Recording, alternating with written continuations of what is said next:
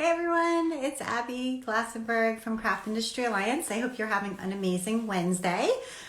We are live every Wednesday because we do our member spotlight, which is one of my favorite things. We get to drop in on a Craft Industry Alliance member and learn a little bit about their journey and find out about their work. Oftentimes we get to see a sample of their work, and today we're going to be talking with Kieren Dutcher, who is a teaching artist. And I'm so excited to see what she has to show us. She has such beautiful artwork. Totally love it. If you love folk art and you love illustration, you're going to love what Kieren has to show. Oh, I'm sideways. Let me fix You're sideways today. How are you? There we go. Can you hear me? Yeah, you look great. Can you see my whole face? Almost. Almost. Okay, I've got this Almost there. stand. There we go. It always takes a little adjustment. Okay, yeah, Yeah. you look amazing. Thank you so much for joining me. And I want to make sure I'm saying your first and last name correctly. It's Kieren Dutcher. Okay, I said it right. All right, awesome. Excellent. Yay. No, my name is a little tricky. I always just want to double check. So Kieren, can you tell us a little bit about your sort of journey to becoming a teaching artist? Because you've got a beautiful style. It's very like approachable and friendly and whimsical and warm. And I just wondered, like, how did you decide that you wanted to pursue a career in art, and what were the steps that got you to where you are now? Well, it's something I've done my entire life. I grew up in a house of makers. My dad was an architect. My mom was interior decorator, and then, did various creative things her whole life. So that I grew up with a studio in our house. That's just what we all did. Yeah. Was making things. And I went to art school and became an art teacher. Well, I did graphic design for a while, and then I really wanted to work with kids. That's something that's been a through line in my whole life, is working with kids. And I taught art to kids for 29 years. Wow. Yeah, I know, a long time, in various different schools and different kinds of settings. And then was at a point where I really wanted to be in my studio more.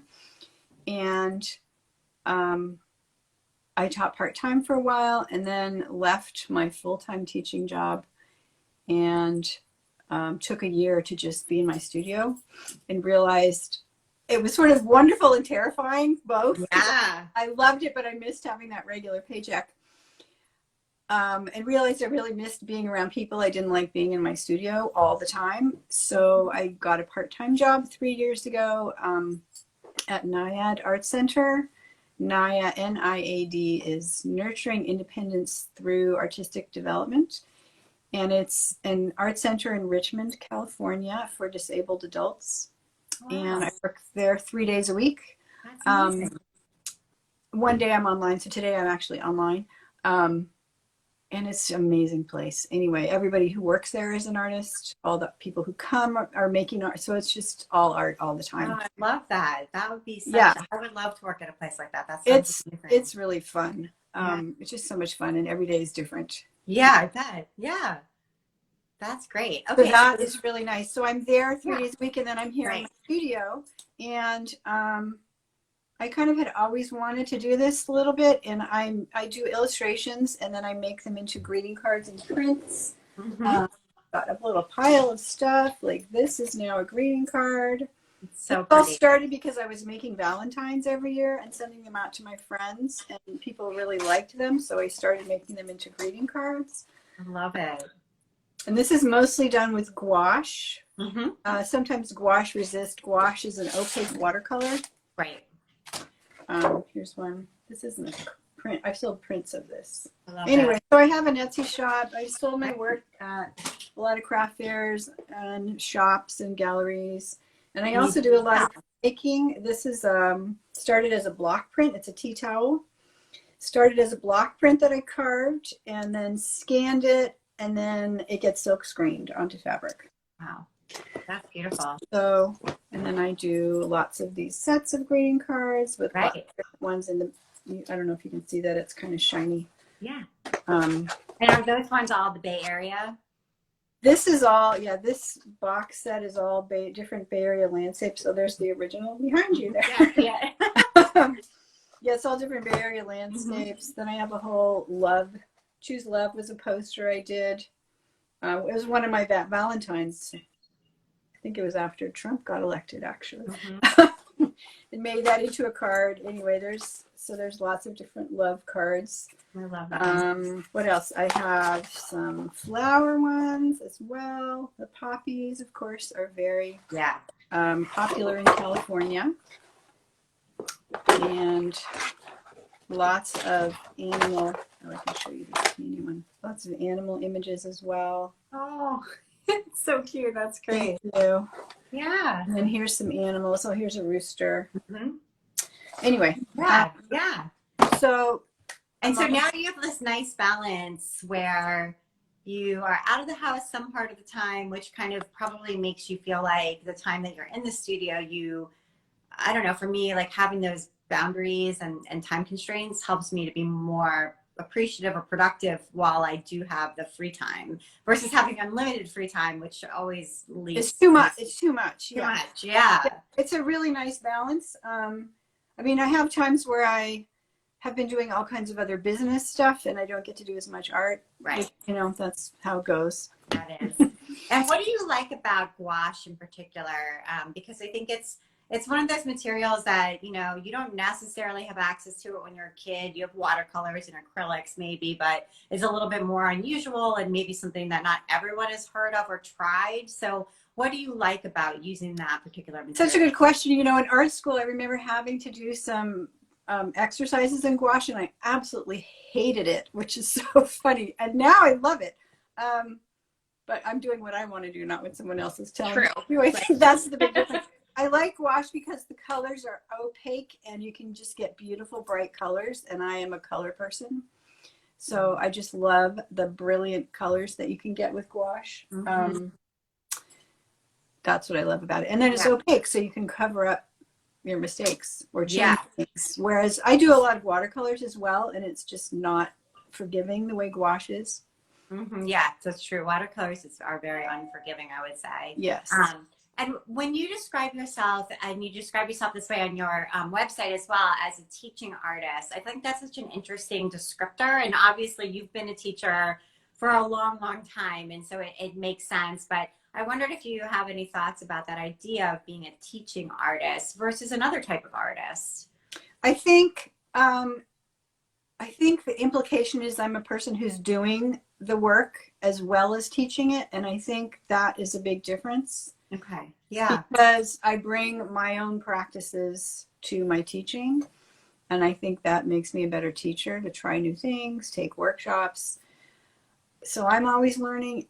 And I think that is really good for my students to see that as well. Right. Like you understand, for example, the struggle of trying to get something to look the way you want it to look, or being a novice with a new type of material, or, just some of the things that students go through because you yourself are still a student, essentially, or are a practicing artist who's still learning, I guess is how it is. Exactly. Yeah. I really like teaching beginners. I sort of stumbled into this through a place I was teaching workshops before the pandemic that was called the Handcraft Studio School, which is in El Cerrito, California, and it's just a beautiful little place. And unfortunately, it closed during the pandemic. But I started teaching beginning embroidery there, which I learned how to do embroidery from my mom and I think my grandma. I don't even remember. But it wasn't something that I was doing a lot of. I did a lot when I was a kid. But then through teaching these workshops, I started doing more. And then when the pandemic happened, somehow embroidery was the thing that calmed me down. Yeah, it's soothing. It's very soothing. Something about the tactile nature of it, more so than the sound and the pop of I don't know, I love it. The feel of all of it. So I've been doing a lot of embroidery and teaching more workshops. And actually, I'm gonna have to grab this because I didn't. Yeah, I saw on your website you had a sample. Anyway, and that's been super fun. That was like a sunshine or something like that. There's a pillow that I did. I did some printmaking. So I like to do a lot of, linoleum blocks or soft cut rubber, which is nicer to print on fabric, and then do embroidery on top. Which is so fun. And then just making up my own designs is really fun. I'm hoping to start selling some patterns of things I've made. I haven't gotten to that yet. That's the sun that I saw. I love that one so Thank much. you. Super fun. Anyway, Yeah. I taught a Kawandi. I took a Kawandi quilt making class, and then I taught one. I tend to like to do that. Take a workshop and then teach it. Learn and then teach it. Yeah. This was a block that I carved and printed on fabric, and then I made cushions for a chair in my living room. Just the idea that you can make your own stuff, and it's accessible.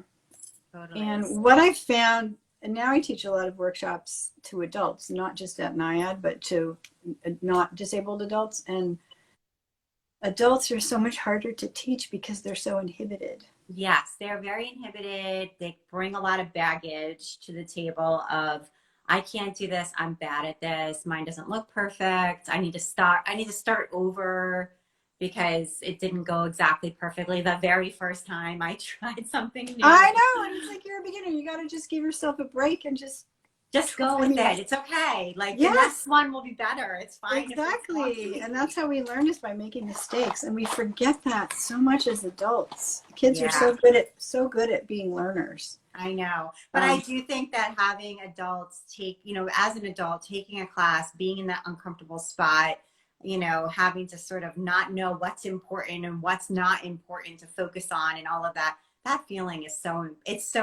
we all need to continue to keep in touch with that and just, have that discomfort, so that we can grow. Yeah. Absolutely. I so agree. It's so good for all of us. It's good to it's good to try new things. It's good to learn that you can do something you didn't know you could do. It's such a big life lesson, right? And there's nothing more powerful than making something that you then use or have in your life, and it's so meaningful. So it's so satisfying. Yeah. The other thing, one other little plug, I'm going to show you just stuff from my sketchbook. I know doing you're doing the 100-day project. I'm doing the 100-day project, and I started doing this a few years ago for Women's History Month, and then I did it for Black History Month, and then I decided to do it. Let's see if I can do 100, which is a portrait and a little biography of a different women artist. So I'm on day 23, I think, right now. How's it going? I love them. And they're all on your Instagram, so we can see them all on your Instagram. You can see them all on the Instagram. I just would love this to be my life's work, because I love doing the research. I love learning the stories about these different women, not just about their art, but their whole life stories are so fascinating. Totally. And I'm working on some picture book biographies for kids about women artists, because I couldn't find those when I was teaching. Mm-hmm. There was so little information for kids about women artists. And that's slowly getting better, but we need more. Yeah, we do. I'm reading Judy Chicago's memoir right now, her autobiography. And she talks about that. And this was, she felt like this was a problem in the late 70s, early 80s. So when we say we're making progress, yes, but it's been slow. It's been so slow. Yeah. So. I think I just read something in museums in the U.S., the Guerrilla Girls, I don't know if you know them, post. I think it's now women are represented like in 30%. It's really small. It's really small. It's gone up a little bit in the last 30 years, but not very much. Yes, and there's a whole host of reasons for that, but it all needs to sort of shift forward. So so I'm glad that you're working on this series and doing some kids' books too. And it's always good when you go to the library or the bookstore and you don't find the book you're looking for. That's when you know, like, that's the one we need to work on. Right, in a whole genre that you can't find. Yeah, a whole genre. That's what we need, exactly. Yeah, well, Kieren, this has been so wonderful. I feel like I got to visit your studio, see your beautiful work, and it was just wonderful talking to you. There's my studio. Oh my gosh, you've got. I know, this room is a really beautiful space. Yeah. I lucked out in finding this place. You totally did. Anyway. So where can people find you if they want to learn more about what you do? So all you have to do is Google my name, Kieren Dutcher, and you'll find various places. There on my website, I have an Etsy shop online. My work is in a bunch of shops in the Bay Area, which is always changing. Unfortunately, a bunch of them shut down during the pandemic, so I'm searching for more. I have a YouTube channel Great. of easy projects anybody can do at home, very kid friendly, a lot of it. Um, Perfect. That's great. And I saw, and I'm on Instagram a lot too. yeah, I was going to say from your Instagram, the link in your bio goes to a lot of those places. Yeah, yeah. And there's links So, to, I need to update it today actually. There's links to workshops that I'm teaching in the Bay Area as well. wonderful. So, great. All right. This has been awesome. Thanks to everybody Yes. for joining us today for this you. Member Spotlight. And we'll see you next week. Great. Thank you All so right. much. Bye, Kieren. Take Take care. care. Bye. Bye-bye.